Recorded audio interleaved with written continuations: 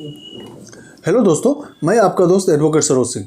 दोस्तों, मैं इस वीडियो में सस्पेंशन, टर्मिनेशन और रिमूवल फ्रॉम सर्विस ये के बारे में बताने वाला हूँ। ये गवर्नमेंट एम्प्लॉय को जानना चाहिए और बहुत सारे गवर्नमेंट एम्प्लॉय जैसे हमको फ़ोन करते हैं, इसमें बहुत सारी क्वेरियाँ होती है और इससे रिलेटेड केस मैटर भी चलते हैं, सस्पेंशन से रिलेटेड, टर्मिनेशन से रिलेटेड, रिमूवल फ्रॉम सर्विस से रिलेटेड।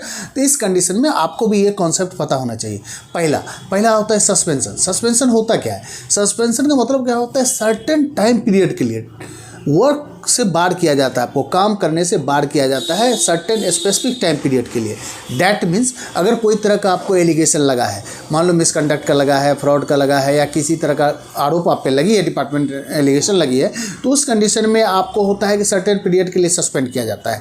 ये सस्पेंशन का जो पीरियड होता है ना, इसमें आपको डिपार्टमेंट का कुछ बेनिफिट, आपको कुछ मान लो सैलरी का कुछ परसेंटेज आपको मिल भी सकता है और नहीं भी मिल सकता है। ये depend upon the situation, circumstances और किस तरह का ऑफेंस में आपका एलिगेशन है उस पर भी डिपेंड करता है।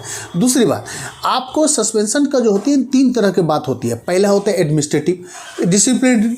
डिसिप्लिनरी ये होता है कि आपको डिसिप्लिनरी एक्शन लेने के लिए आपको सस्पेंशन किया गया कि मान लो कोई तरह का आरोप है आपका मिसकंडक्ट का या अपने फ्रॉड का या इनडिसिप्लिन का, इस तरह का एलिगेशन लगा है, तो उस कंडीशन में डिसिप्लिनरी सस्पेंशन होता है। दूसरा अगर होती है तो होता है आपको एडमिनिस्ट्रेटिव। एडमिनिस्ट्रेटिव में कभी कभी होता है हरासमेंट पर्पज से भी, अगर कोई एलिगेशन है तो उसको हरासमेंट पर्पज से भी आपको एडमिनिस्ट्रेटिव सस्पेंशन किया जा सकता है। तीसरा होता है प्रिवेंटिव सस्पेंशन। प्रिवेंटिव सस्पेंशन क्या हुआ कि आपको जो होता है कुछ टाइम पीरियड के लिए इसलिए सस्पेंड किया गया है कि आप डिपार्टमेंटल इंक्वायरी में इंटरफेयर ना करें, आप किसी तरह का बाधा नहीं डालें, कोई रुकावट नहीं डालें। अब हाँ, इसके बाद सस्पेंशन पीरियड के जैसे बात हुई, सस्पेंशन में मैंने बोला कि कुछ डिपार्टमेंट का कुछ परसेंटेज का बेनिफिट मिल भी सकता है, नहीं भी मिल सकता है। हाँ, लेकिन आपको लगा कि चलो भाई सस्पेंशन में आपको डिपार्टमेंट की इंक्वायरी चल रही है और आपको बोला गया कि भैया आप प्रॉपर एलिगेशन लगाया और चार्ज मेमोरेंडम आप पे लिया।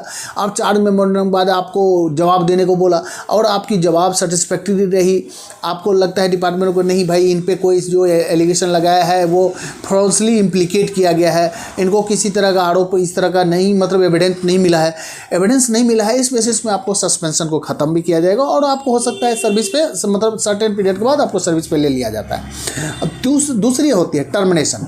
अब मान लो टर्मिनेशन क्या हुआ? टर्मिनेशन का मतलब परमानेंट लॉस, आपका सर्विस पूरे तरह परमानेंटली लॉस हो गया, चली गई। इसमें क्या होगा कि आपको जैसे कि इसमें जो होता है कि ऑफेंस होती है, लेकिन ये इतनी सीरियस ऑफेंस नहीं होती है जैसे कि रिमूवल फ्रॉम सर्विस के लिए होती है।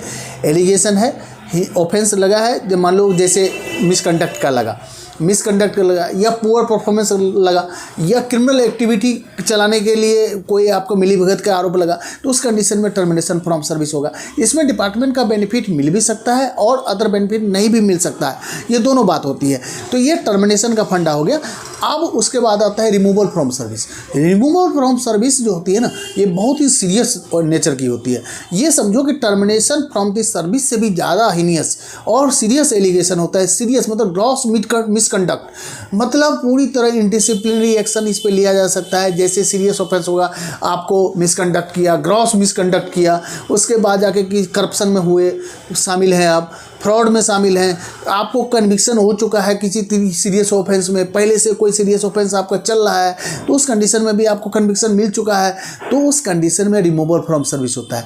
रिमूवल फ्रॉम सर्विस इतना सीरियस नेचर का होता है कि आपको डिपार्टमेंट का बेनिफिट्स, मतलब अदर बेनिफिट पे, ऑल टाइप्स ऑफ बेनिफिट्स पे आपको स्ट्रक हो जाएगा, आपको रुकावट आ जाएगी, आपको नहीं भी मिल सकते हैं। जैसे पेंशन से रिलेटेड बेनिफिट हुआ या डिपार्टमेंट का अदर बेनिफिट हुआ, ग्रेजुएटी का बेनिफिट हुआ, इस तरह का बेनिफिट भी स्टक हो जाएगा। दूसरा, इसमें आपको एक भी हो सकता है कि आपको ये समझो कि आपको रिमूवल फ्रॉम सर्विस मतलब क्या, आपको ब्लैक लिस्ट कर दिया गया है।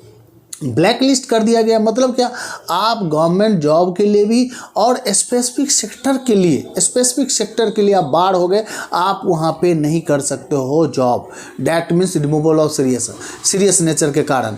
और इसके बाद ये भी हो सकता है कि आपको अगर हुआ है तो क्रिमिनल आपको लिटिगेशन भी चलाया जा सकता है, आप पे कानूनी कार्रवाई भी की जा सकती है।